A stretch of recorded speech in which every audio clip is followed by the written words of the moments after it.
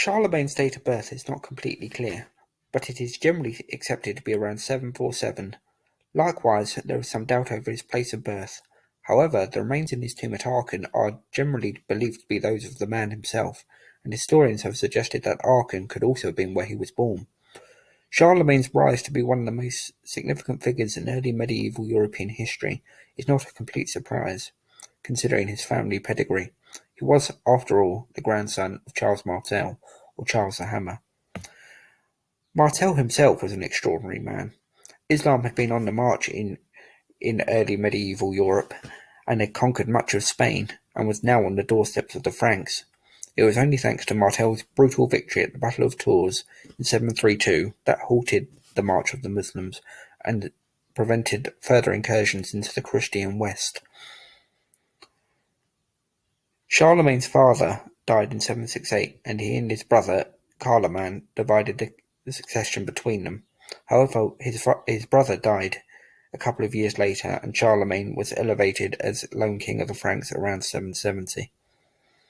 His first duty was to put a swift end to troublesome areas in his kingdom, and of that there were plenty.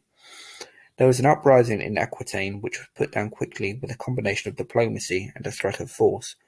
Then, after a difficult progress into Italy via the Alps, he put down further trouble in the Lombard region using siege warfare. His biggest problem in the early years of his reign as king was putting an end to the Frankish War with the Saxons, which had dragged on for decades and would continue into the early 9th century. The Saxons had been defeated on a number of occasions and brought to terms, but would soon go back on their word every time, and would cause further trouble for the Frankish kings and their people. Charlemagne's dealings with the Saxons in Germany continued until about 804, when he put an end to the war by splitting up the Saxon tribes and resettled them in different regions. It is worth mentioning here that although Charlemagne was a fantastic military leader, it would be easy to assume that family was completely secondary to him. This was not the case. Charlemagne had been married 4 times, and as a father he was very close to his children and took them on his campaigns. Charlemagne avoided marrying off his daughters, despite it being custom at the time to do so. Whether this was because of his love for his children, or for other reasons, it can only be speculated. His success militarily continued, defeating the Huns in the campaign, led largely by his son Pepin, which proved to be a shrewd decision by Charlemagne, as the Franks suffered very little damage.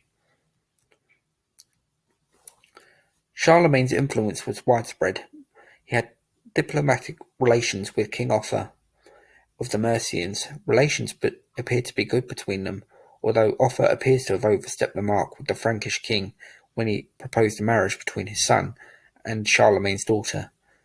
This obviously irritated Charlemagne, who broke off ties with Offa in 790, although things were patched up enough for them to conclude a treaty in 795. In what would have been one of the more extraordinary events in medieval history was when marriage was proposed to Charlemagne himself. The offer came from the Byzantine Empress Irene. Irene was a self-serving and brutal woman, blinding her own son Constantine VI, which eventually killed him, and seized power for herself. Marrying Charlemagne would have not only increased her prestige, but also secured her position, which would have been extremely vulnerable as not only a murdering usurper, but as a woman as well. Ultimately, the match didn't happen, and Irene lost power in 802.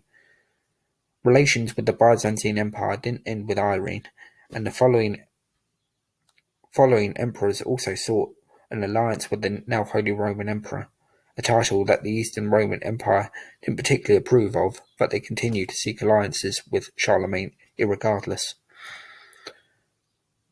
This now brings us on to the story of his being crowned Holy Roman Emperor by Pope Leo III.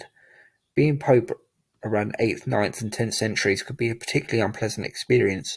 Stories of popes being usurped, murdered, or having rival popes installed against them, called anti-popes, were rife, and Leo's story is no less brutal. Having been blinded and his tongue torn out by the citizens of Rome, Charlemagne went to his aid, where Leo offered to crown him emperor. Charlemagne put on a bit of a show of being reluctant to accept, but the ceremony went ahead, and the institution of Holy Roman Empire had been born and would last over 1,000 years.